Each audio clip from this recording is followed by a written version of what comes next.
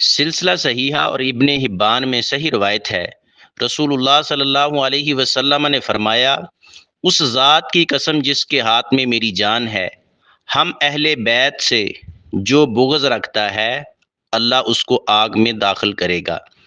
اس حدیث کا مفہوم ہے ایمان کی تکمیل کے لیے اہل بیت سے محبت و پیار رکھنا فرض اور واجب ہے۔ اس محبت کے بغیر مسلمان کا ایمان مکمل نہیں ہوتا۔ اہل بیت کا ہر وہ فرد جو قرآن و سنت کا پیروکار ہو، اس کی ذات اور بات سے محبت کرنا ضروری ہے، ان کا ادب و احترام کرنا لازمی ہے۔ اہل بیت سے دل میں نفرت، بغض، حسد، دشمنی رکھنا، ان کو حقیر سمجھنا کبیرہ گناہ ہے، بلکہ کفر تک پہنچنے والا کام ہے۔